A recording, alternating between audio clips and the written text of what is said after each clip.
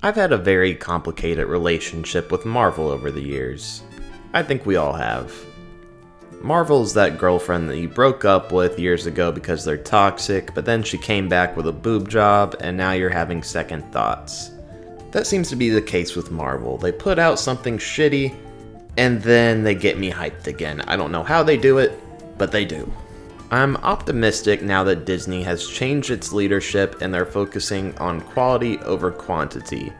I'd be lying though if I wasn't still concerned about certain characters. One of those is the Hulk. Somehow this character started as one of my favorite characters, and then became my least favorite. He's been around since the very beginning of the MCU when you really think about it. I mean, his movie came second after Iron Man. I cringed at how much the Hulk became pathetic by the very end.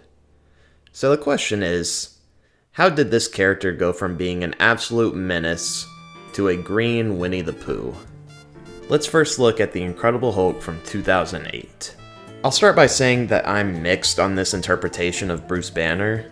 I love Ed Norton, and I felt that he was a great choice for the character, but the writing and direction made this character feel very dry and dull. It seemed like there was a lot of conflict with Ed Norton and his own creative vision, so I think that might be part of it. But if we're talking about the Hulk himself, this Hulk was an absolute menace that felt genuinely terrifying. Not only that, but he was a monster that just wanted to be left alone, but he often had to defend himself. He really felt like an OP character in the best way. The showdown between him and Abomination will forever be one of the best fights in the history of the MCU. The way they charge at each other and Hulk uses a police car as boxing gloves is fucking awesome. Even with Hulk's incredible strength, Abomination felt like a worthy and intimidating opponent. His scene felt like it was straight out of a horror movie. Oh yeah, did I mention that they ruined that character too? As you can see, I'm in full control. That's enough! Oh, calm down!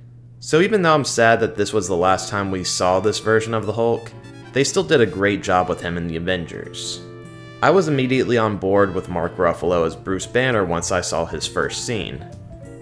This version of Bruce Banner was trying to right his wrongs, and he kinda comes off as just a normal, shy, awkward man. It makes him more relatable among the unique personalities of the Avengers.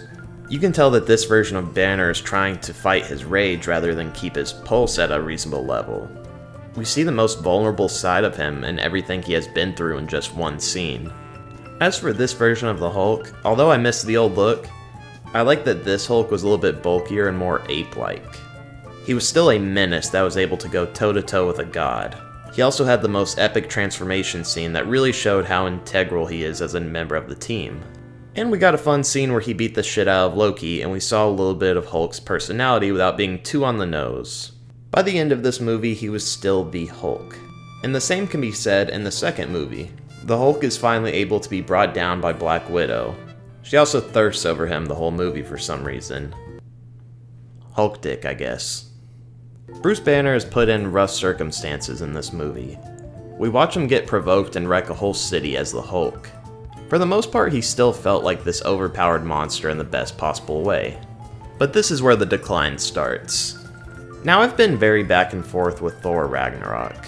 While I don't like the way some of the characters are portrayed, I had a lot of fun with this movie, and I do for the most part find it enjoyable, unlike Love and Thunder. My biggest gripe with it is the Hulk. I was curious to see how they would handle the whole aspect of him talking more, but they made the character feel like a cartoon. You can also hear the auto-tune in his voice at times, which was really confusing to me because why not just get an actual voice actor to play the character rather than Mark Ruffalo?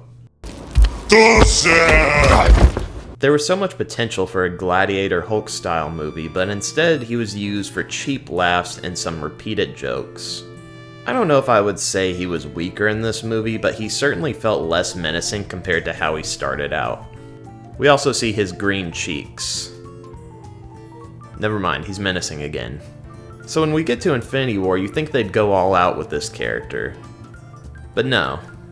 Hulk gets absolutely raped in the first 10 minutes. Look, I get it. It's Thanos. He's the big bad of this universe. He was built up throughout all the phases of the MCU. But, I mean, it's still the Hulk. I get that Thanos has an Infinity Stone and he's a trained fighter, but this is supposed to be the fucking demon we saw back in 2008, and he lost in a basic fist fight? What I'm trying to say is this Great Clips haircut Hulk got beat a little too easily in my opinion. I hated the whole idea of Bruce Banner getting erectile dysfunction throughout the movie. This was when they started making Bruce Banner another comedic relief character, unfortunately. As they do with a lot of characters in the MCU. But hey, they set up the 5-year gap for him to become Professor Hulk, so that'll be cool, right? It's worse.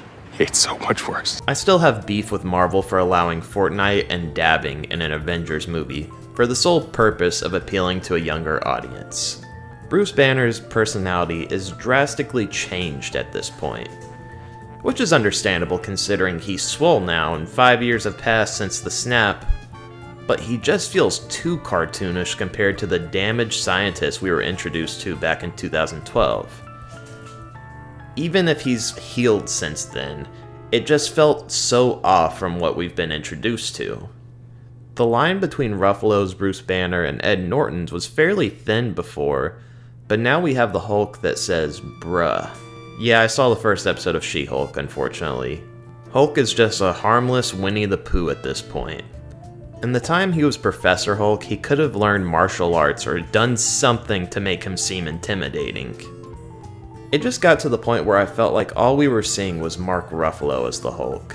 The current Hulk that we have right now just makes me sad and makes me reminisce about the times when we had these OP characters that everybody got so hyped for. Now I know I just bashed the character a lot, but I will say this. With the current trajectory of Marvel trying to fix their mistakes and make quality over quantity, I think this character has a chance if they do what I'm hoping for. I didn't watch all of She-Hulk. Let me just put that out there so I still have my dignity. But I did see the final scene of the episode where Banner introduces his son, or whatever the fuck that thing is. I've heard this theory online before, and I think it would save the character. In a future Marvel project, they should kill off Bruce Banner's son so that he goes full rage mode and unleashes the real Hulk. Not the sweater-wearing, coffee-drinking motherfucker. I'm talking about the one that kills. If they do that, I'll let all the other bullshit slide. I just want to feel hyped about this character again, because to me, he is kind of like the Superman of Marvel. Not in a personality sense, but in a power sense. I want to feel scared of this character. We'll see what happens down the road. Let me know what other characters you think need to be fixed in the comments down below. So, yeah. Bye!